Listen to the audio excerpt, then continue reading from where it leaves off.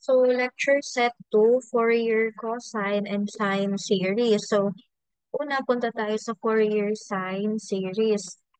Define natin ito, yung periodic function natin has a graph that repeated at a regular interval and may possess even or odd symmetry. I-zoom lang natin. So, if yung periodic function or yung f of t natin ay meron daw even symmetry, then yung gagamitin natin is yung f of t is equals to f parenthesis negative t. Um, ngayon, gagamitin lang natin to kapag meron daw tayong even na symmetry. So, ang ibig sabihin ng even symmetry is yung mga 2, 4, 6, 8, 10. So, mga even lang. Then, ito yung formula niya. Yung f of t is equals to f, f parenthesis negative t. So, the graph of such function is symmetric, sorry, with respect to the vertical axis. So, makikita natin mamaya sa figure 6.8a yung itsura and kung ano yung kakalabasan niya. So, in terms kay Fourier series, ito yung magiging formula. Which means na yung b sub n is equals to 0. Yung Fourier series ng even function ay tinatawag nating Fourier cosine. Fourier cosine series. Since dito, nagko-contain naman siya ng only the average value and yung mga cosine terms. So, ito yung formula for Fourier series. F of t is equals to a sub 0 plus summation of n equals to 1 to infinity a sub n cos n omega sub 0 t. So, which means nga na yung b sub n is equals to 0. So, sa Fourier series ng even function, or ang tinatawag na natin siya as Fourier cosine series, nagko-contain lang siya ng average value and or plus yung cosine terms. Since yung graph ng even function is naka-symmetric, yung Fourier coefficient dito and yung average value is nakikita natin by integrating over any half period. So, wait lang ha. Makikita natin yung Fourier coefficient and average value ng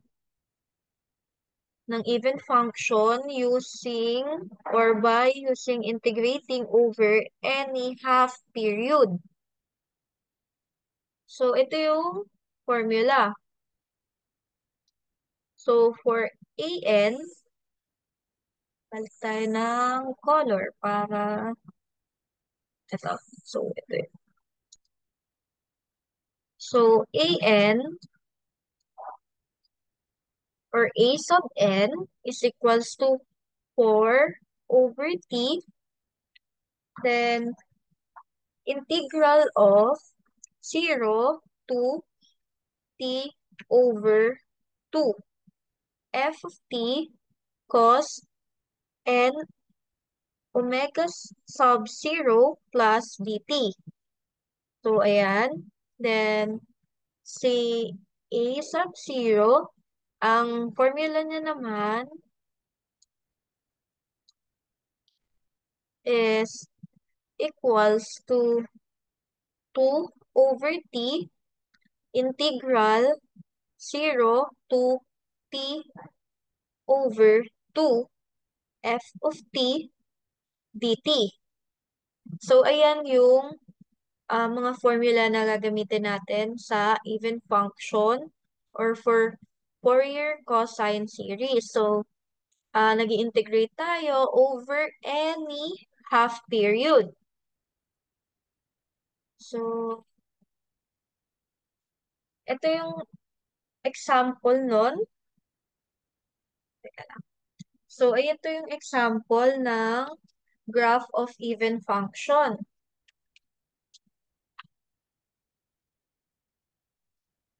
So, andyan yung f of t. To, sa letter A, yan yung for even function. Then, kung mapapansin natin, yung sa letter B, ayan yung graph ng odd function or ng odd function natin. Bale, mapapansin nyo sa graph ng even function, wala siyang negative. So, parehong positive yung graph niya. So, ayan, parehong positive. While kay odd function, mapapansin natin, meron siya dito negative A and positive A sa pag-graph sa kanya. Ito yung example ng figure 1, f of t. So, meron tayo ditong negative 2 pi and negative pi. Then, meron tayo ditong pi and positive 2 pi.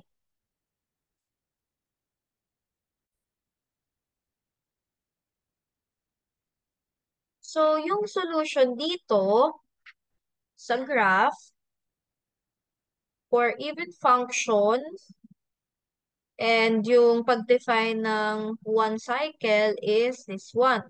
I-highlight lang natin. Ay, i-box pa lang.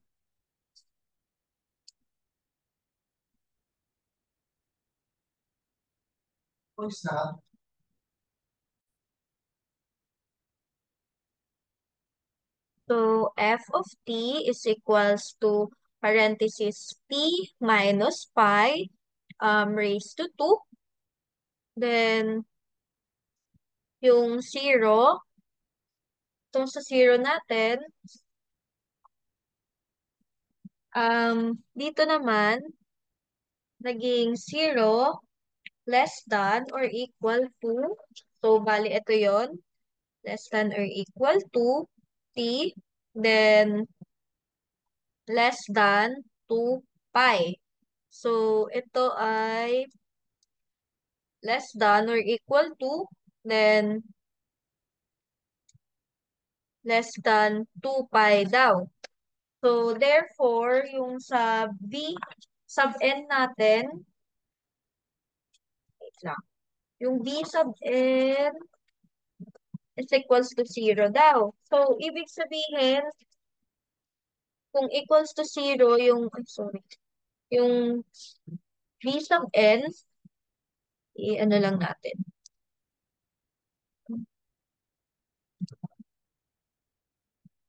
So, b sub n is equals to 0.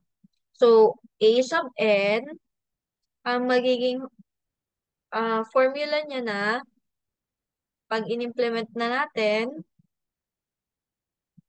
is equals to 2 over pi integral of 0 to pi, then parenthesis t, minus yung pi, then naka-squared. Ito yun.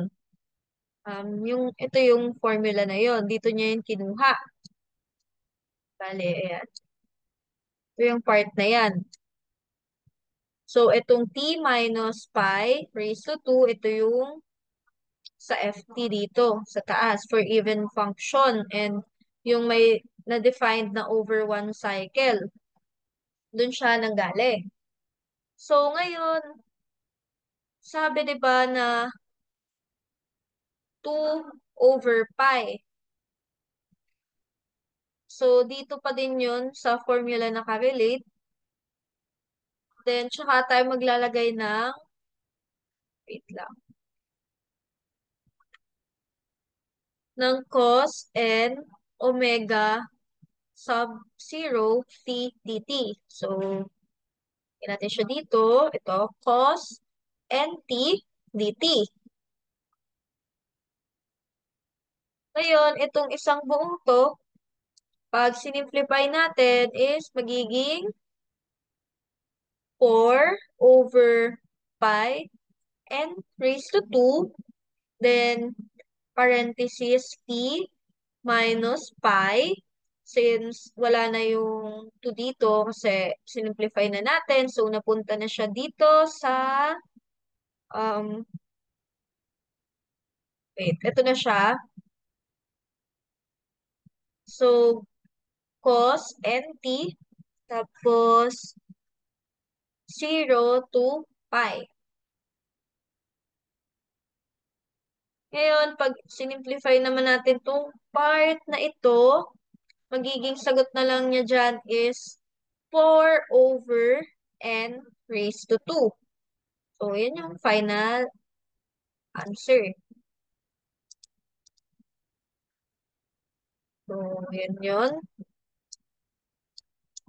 Pag sinimplify natin, magiging 4 n raised to 2 na lang yung sagot. Since itong mga part na to is cancel, cancel, tapos 4, 4 over n raised to 2 na lang yung matitira. So, para naman sa average value,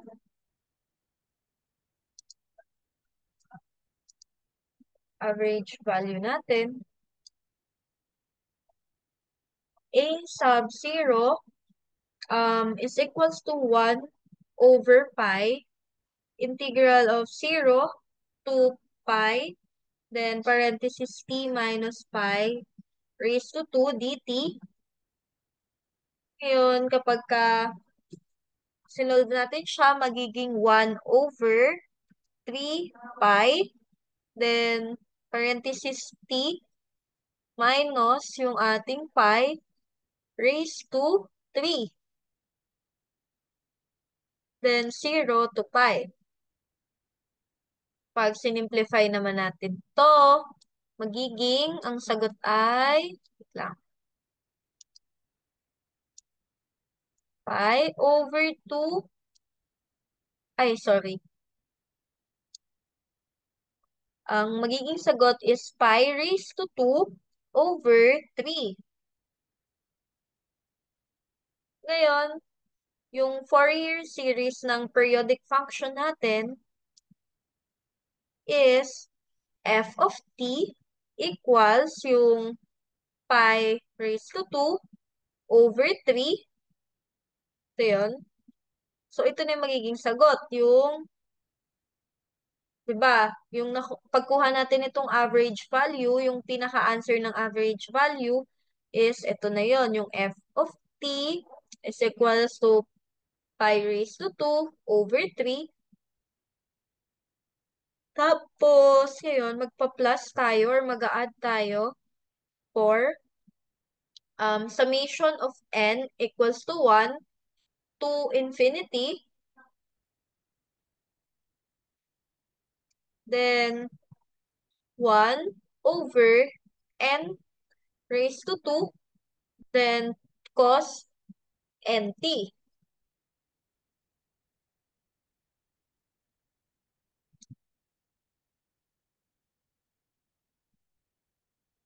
So, ito yun.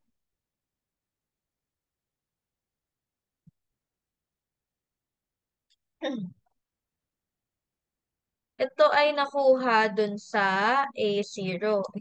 A0. Ay, sulit ko. A0. While ito, kung sa summation, is nakuha yan dito sa A sub n, which is ito.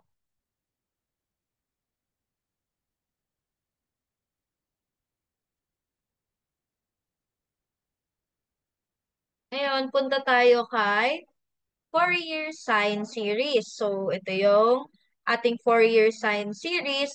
Kung kanina or yung dito sa page 1, ang inuna natin is yung Fourier cosine wherein even yung symmetry niya and yung function niya, yung periodic function niya. Pag sinabi naman nating Fourier sine series, yung periodic function niya is merong odd symmetry. So, kung ang formula natin Fourier, sorry, sa ating Fourier cosine series kanina is yung f of t equals f parenthesis negative t lang. Ngayon, for odd symmetry, yung formula natin is ito, i-box natin para hindi natin makakalimutan. So, f of t is equals negative f parenthesis negative t. So, kung mapapansin natin, meron siya ditong negative. So, may negative siya sa f, then may another negative siya sa loob ng parenthesis. So, dalawa yung negative kapag ka odd symmetry.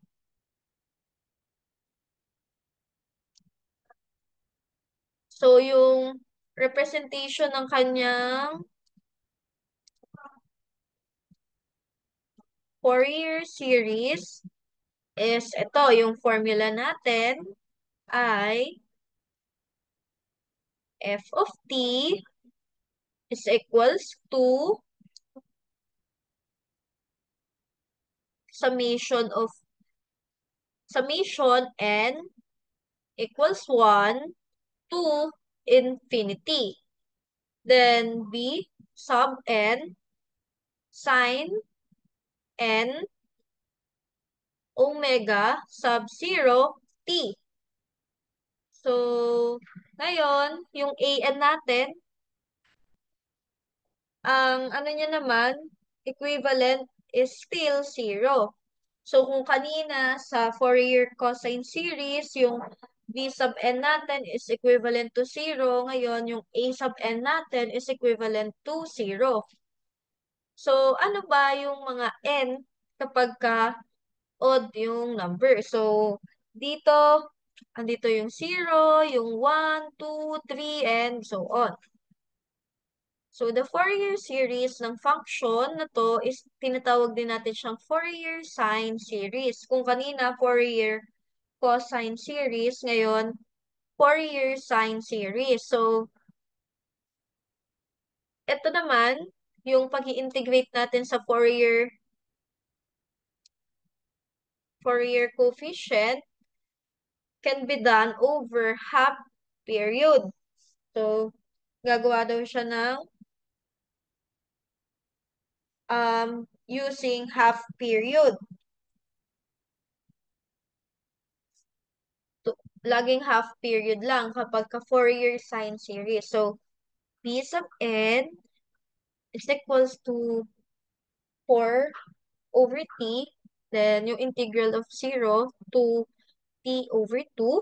Then, f of t sine n omega sub 0 t dt. Ito yung tandaan natin for Fourier sine series.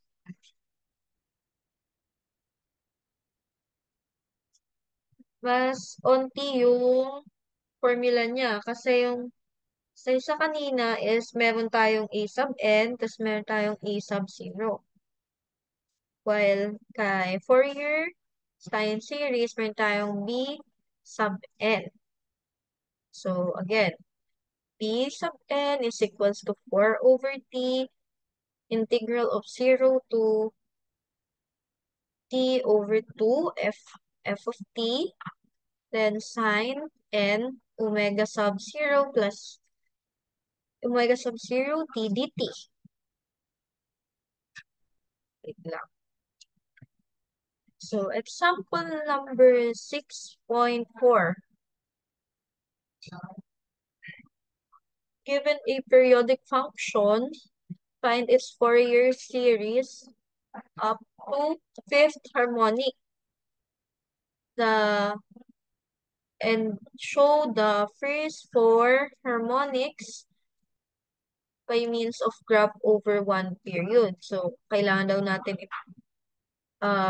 natin ipakita yung first four or yung naunang apat na harmonic na using graph over one period.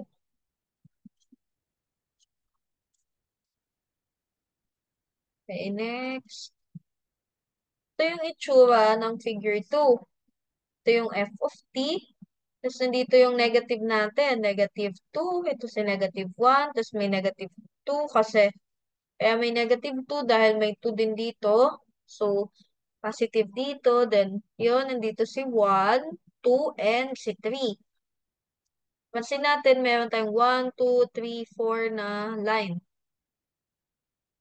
So, for the solution, f of t is equals yung ating negative 2t.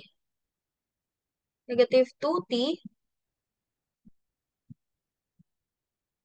Then, negative 1.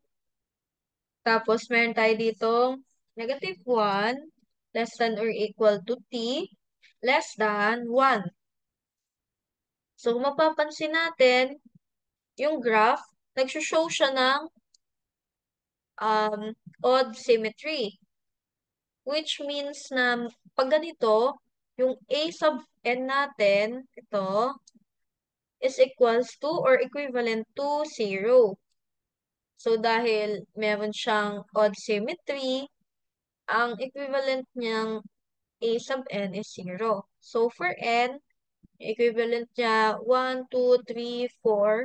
Ay, sorry. 1, 2, 3. Then, yung 0. Tapos, since yung ating t, ito, yung t is equals to 2. So, t is equals to 2.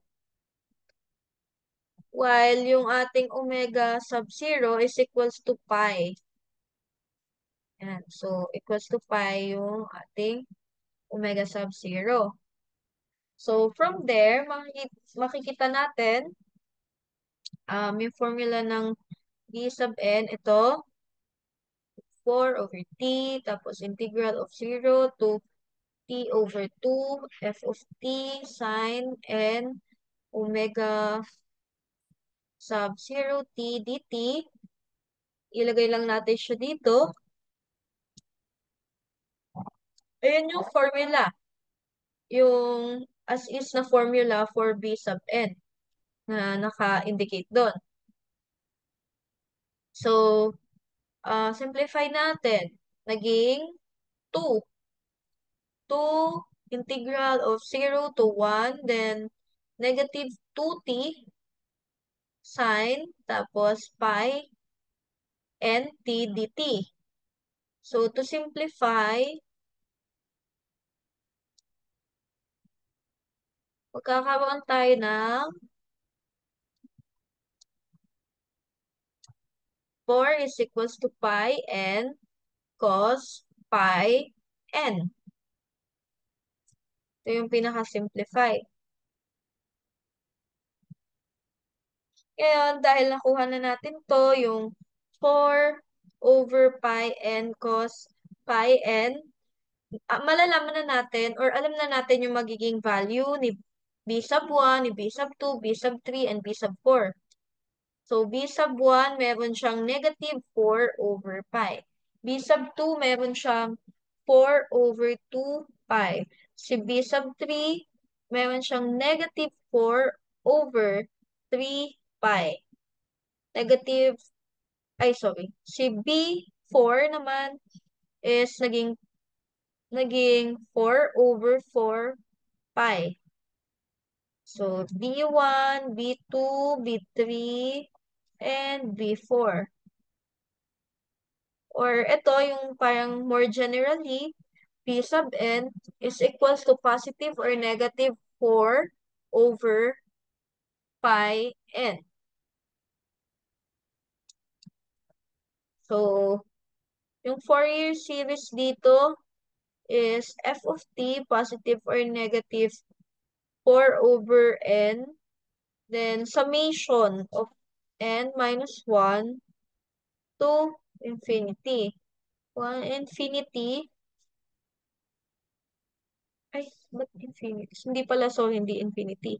So, n, sorry, ulitin ko dito So, f of t is equals to positive or negative 4 over pi. Then, summation, n equals to 1 to infinity. So, ito yung infinity. Then, 1 over n sine pi n t. Kapag ka naman in terms dun sa first 5 harmonics, kung first 5 harmonics, kasi since yun yung question and yun yung hinahanap, ito yung formula ng Fourier series. Box natin. Ito yung magiging sagot.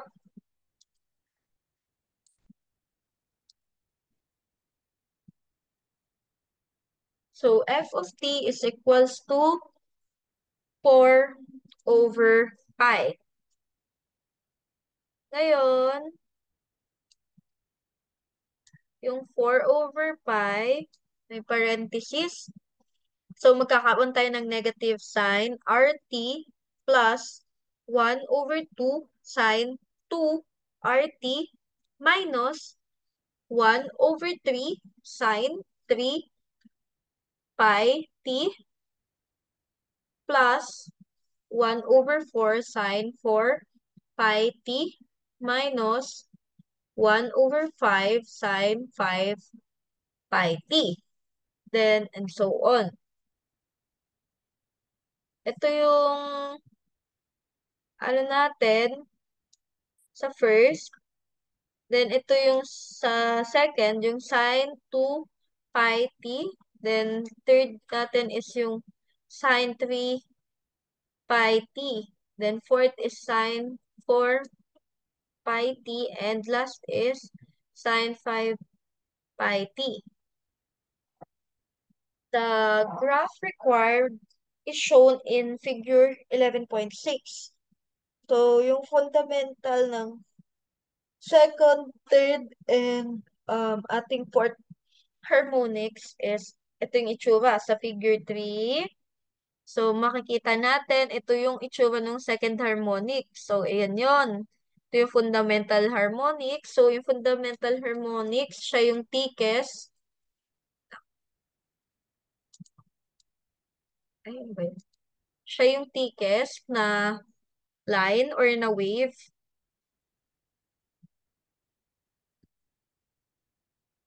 So, thick yung kanya. Yung ano, next is yung second harmonic, then yung third harmonic, tapos ito yung fourth harmonic. Ito.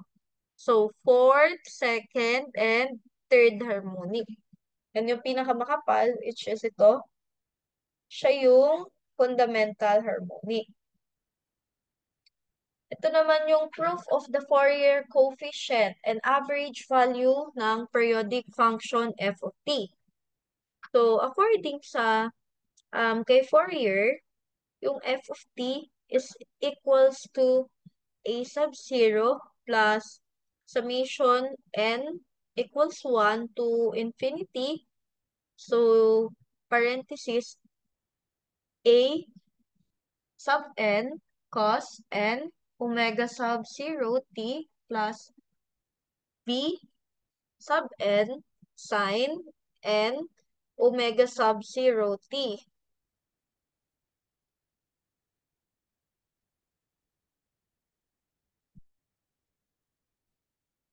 So, a sub 0 plus yung a sub 1 cos omega sub 0 t. Then, next is yung a sub 2 cos 2 omega sub 0 t.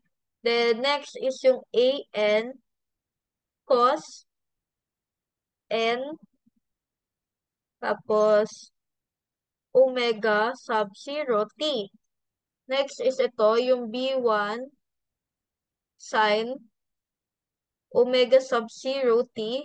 Then, B2 sine 2 omega sub 0 t, and so on.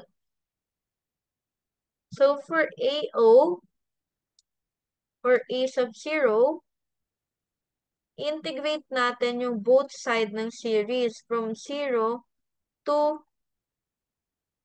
2 pi.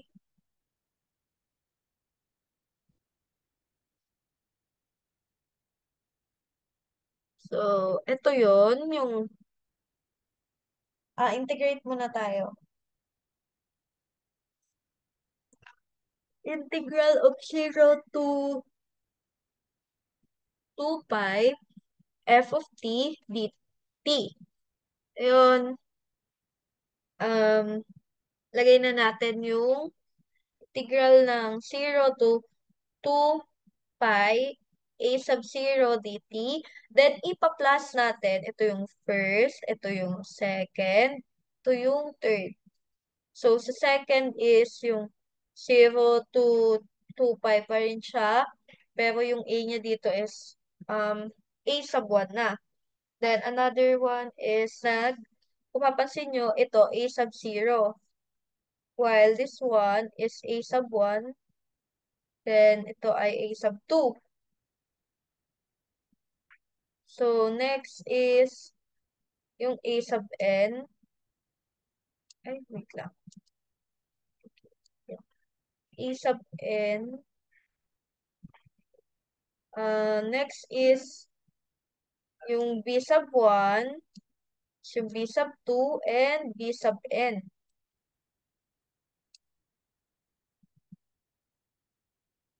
So, ayan yung mga value. So, a sub 0, a sub 1, a sub 2, a sub n.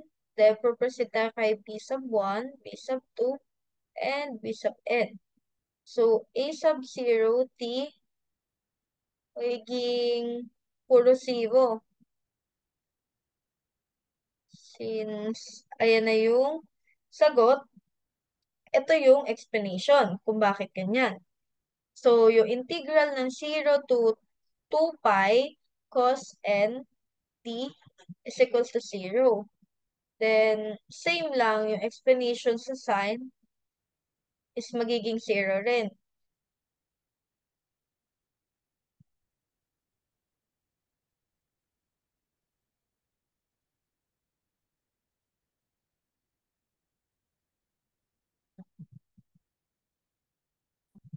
Wait lang. So, andito na tayo sa a sub 0 is equals to 1 over 2 pi.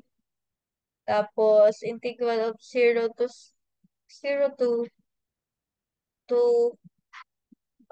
tayo ito, 2 pi. Then,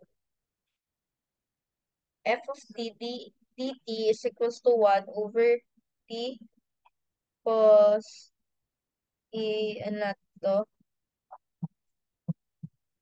yung 0 to t, f of t dt, then, yung 1 over t, then, t sub 0 and t sub 0 plus t.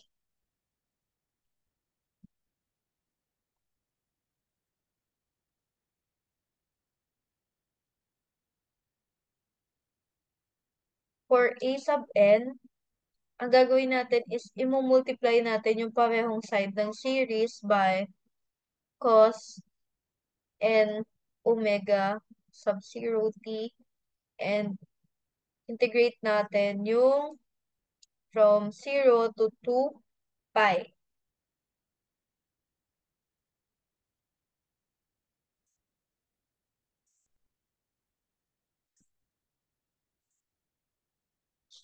Ngayon, so kung mapapansin nyo, ang haba, wait lang. So, isa-isay natin. So, integrate muna natin 0 to 2 pi f of t cos n w sub 0 t dt is equals to 0 to 2 pi a sub 0 cos n W sub 0 t dt. I-add natin si A0, si A1, tapos si AN ulit, si B1, si BN, then tsaka natin i-total. So, pag ganito, so cos n W sub 0 t dt, then pangalawa, i-add natin si A1 cos W sub 0 t cos n W sub 0 t dt. Ngayon, punta tayo kay A sub n.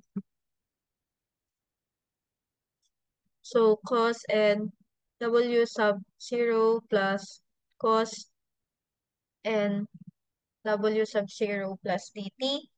So, add natin si B1. So, for B1, sin W sub 0 t. Tapos, yung cos n W sub 0 t dt. Then, last is B, si B sub n. So, dito, B sub n is sin n W sub 0 plus cos, yung cos natin, yung n W sub 0 plus TD, or DT pala, sorry. So, ayan, add natin 0 plus 0 plus A sub n, then integral of 0 to 2 pi cos raised to 2 n omega sub 0 plus dt plus 0 plus 0 plus 0.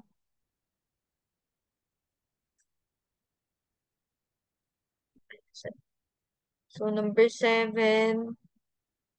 mako-continue lang natin. So, integral of 0 to 2 pi is equals to cos m cos n, then d theta is equals to 0. So, yung m daw is not equal to n. So, note natin yun.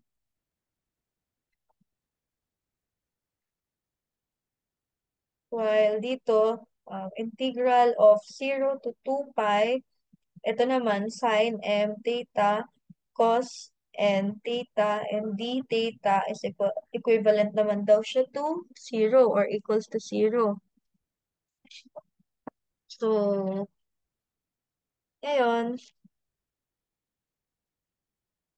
ang kakalabasan na is yung f of t cos n omega sub 0 t dt is equals na sa pi a then sub n. So, since andito na siya,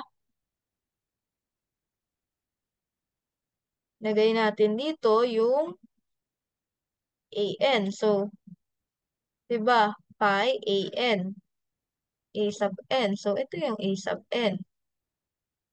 Ngayon, yung value na is 1 over pi, tapos integral of 0 to 2 pi, then f of t tapos,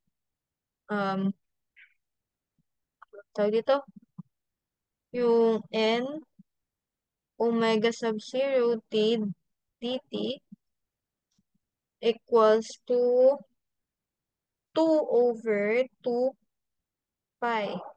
Then ngayon, same lang dito kung sa pag-integrate. So, f of x cos n omega sub 0 t dt. Then, ito yung magiging sagot. 2 over t omega. Mhm. So, ito pala. F of t naging cos n. Then, ito, naka-sub 0 pa din. Tapos t dt.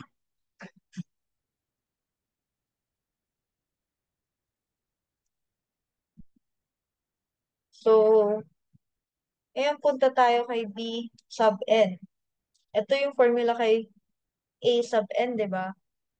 So, pinaka-final answer is itong ating ibabox. So, 2 over t and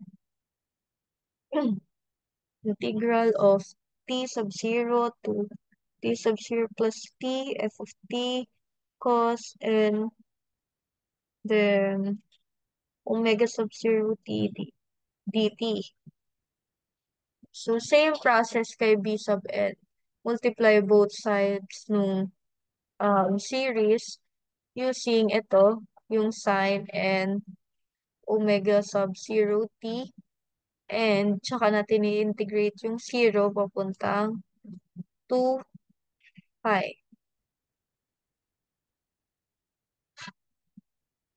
So, final answer for b sub n is equal 0, 0 plus 0 plus 0 plus 0 and so on. So, for b sub n, pinaka-total is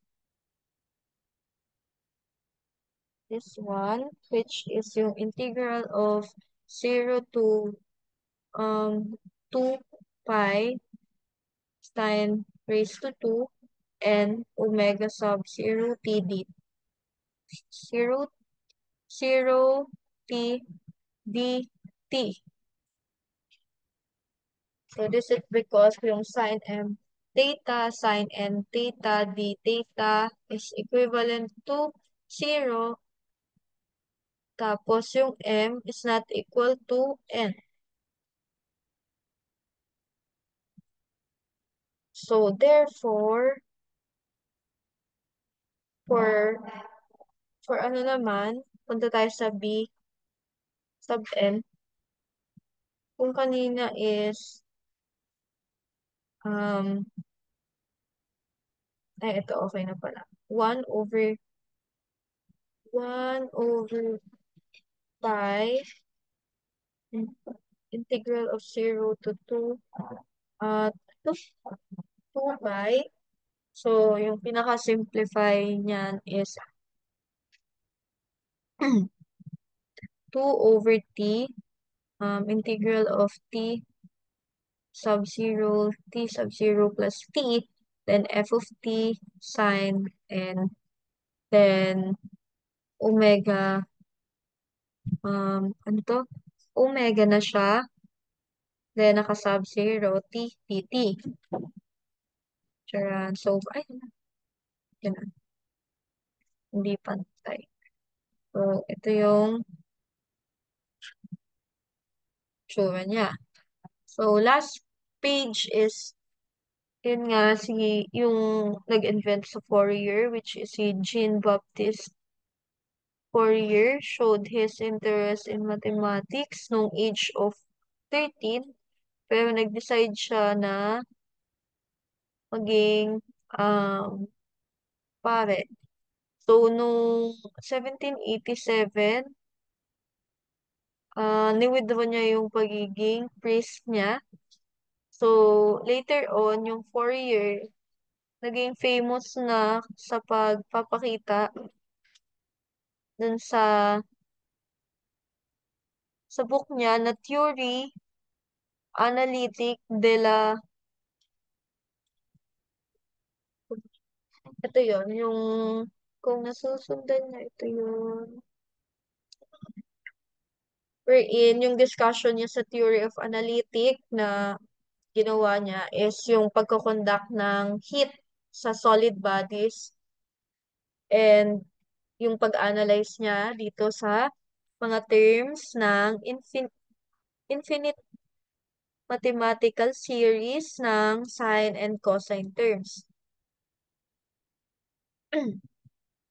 Or tinatawag din nating Fourier series sine and Fourier series cosine. So, yun yung si Jean, Jean-Baptiste Fourier, siya yung naka-invent um, nung mga to.